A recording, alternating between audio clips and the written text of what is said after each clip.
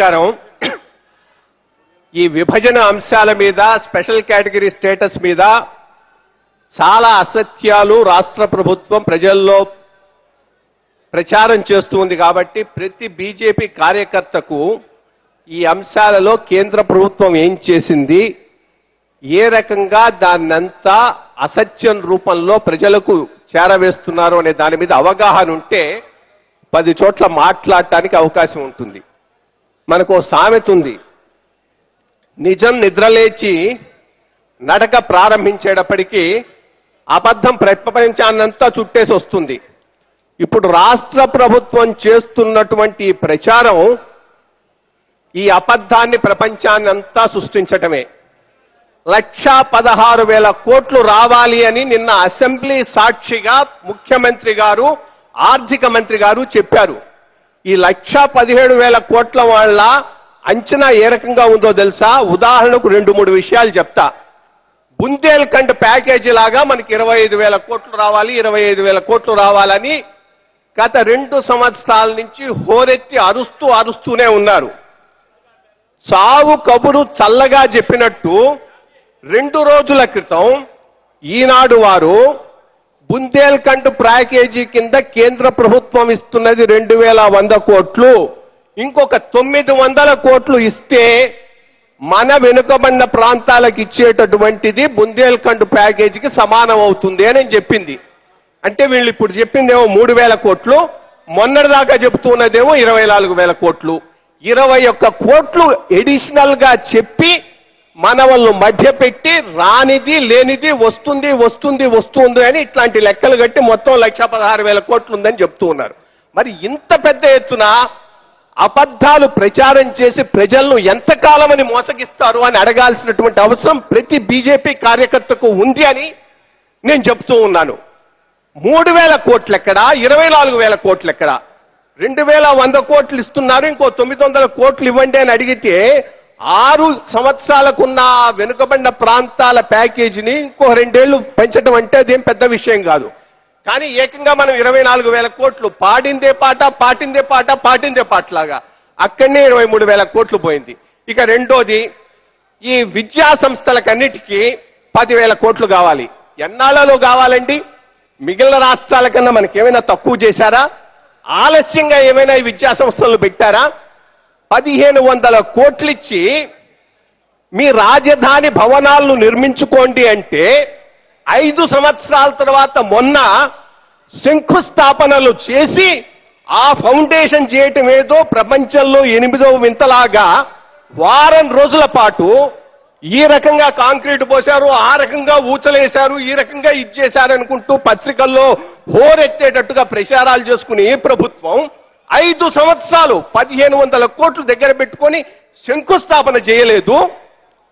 ఈ జాతీయ విద్యా సంస్థలను 2014-15లో అనౌన్స్ చేసి 15-16 నుంచి అమలు చేయడం ప్రారంభిస్తే ఆ కన్స్ట్రక్షన్ వర్క్ జరుగుతూ ఉంటే దాని గురించి అసెస్మెంట్ లేదు, ముందుకు ఎట్లా తీసుకుపోవాలనే దానికి యాక్షన్ ప్లాన్ లేదు. అదో 10,000 కోట్లు దీంట్లో వేసేసి 1,16,000 కోట్లు ఇచ్చేయాలి. ఇక మూడోది, రాష్ట్రానికి లోటు 16,000 కోట్లు రావాలి. ఎక్కడి నుంచి రావాలి? తేల్చి చెప్పారు, 4,000 కోట్లకు మించి రాదు, మిగిలినదంతా మీ ఎన్నికల హామీల కోసం మీరు చేసుకున్న ఖర్చు మీరు పెట్టుకోవాలని తేల్చి కేంద్రంలో కౌంటర్ అఫిడవిట్ చేసిన దాన్ని కూడా ఇంకా మళ్ళా అదే పాట పాడి 16,000 కోట్లు రావాలి, 16,000 కోట్లు రావాలి, 16,000 కోట్లు రావాలి. ఇవన్నీ కలిపి 1,16,000 కోట్లు. ఇవన్నీ తీసేస్తే ఈరోజు కేంద్ర ప్రభుత్వం చట్ట ప్రకారంగా ముఖ్యమంత్రి గారి ఆ రోజు మన్మోహన్ సింగ్ గారి ప్రకటనకు అనుగుణంగా ఏమేమి ఇవ్వాలో అవన్నీ ఇచ్చేసింది.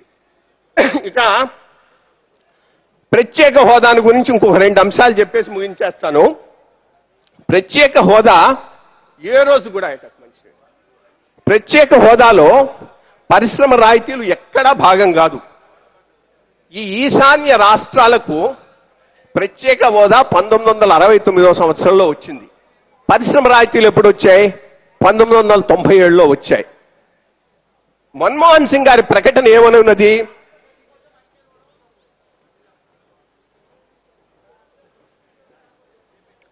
ఆర్థిక సహాయం కోసంగా ప్రత్యేక హోదాను ఆంధ్ర రాష్ట్రానికి వర్తిస్తాం. ఎక్కడ పరిశ్రమ రాయితీలు ఇస్తామని అక్కడ చెప్పలేదు. చెప్పండి మనం ఊహించుకొని, అది రాలేదని కేంద్రం మీద నిందేస్తే ఎవరు మాత్రం ఏం చేయగలుగుతారు?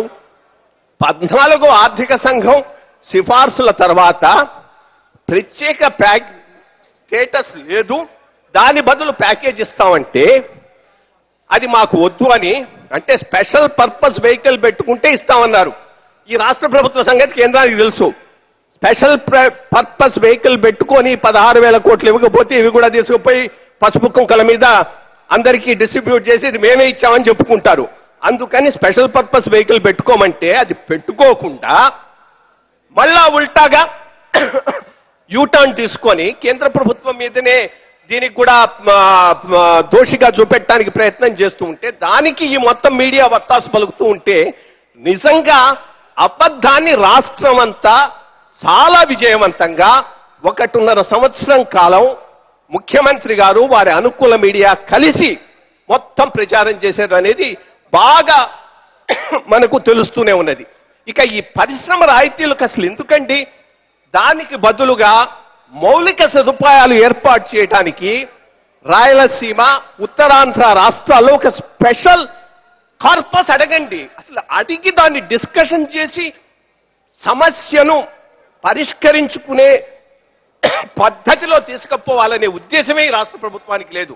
ఎంతసేపటికి వీటిని ఒక ఇష్యూ కింద చూపెట్టి కేంద్రాన్ని, మోడీ గారిని దోషిగా నిలబెట్టి లబ్ధి పొందాలి అనేటటువంటి సంకుచితమైనటువంటి ఆ తత్వంతో ముందుకు పోతూ ఉన్నది.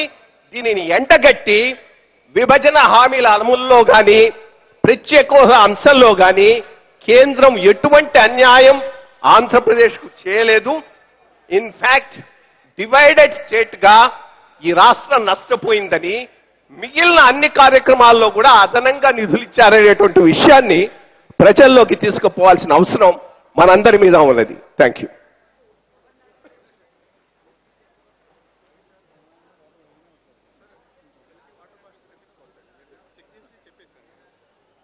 అఖిల భారత కార్యదర్శి మన ప్రీతమ నాయకులు శ్రీ సత్యకుమార్ గారిని మాట్లాడవలసిందిగా కోరుతున్నా. పోలీసు వారికి విజ్ఞప్తి, బయట నుంచి వచ్చినటువంటి కార్యకర్తల్ని త్వరగా లోపలికి పంపవలసిందిగా మరీ విజ్ఞప్తి చేస్తున్నాం. వాళ్ళని అబ్స్ట్రక్షన్ వెంటనే ఆ యొక్క ఆదేశాలను నిలుపుదల చేసి వెంటనే అందరినీ లోపలికి పంపించవలసిందిగా కోరుతూ ఉన్నాం.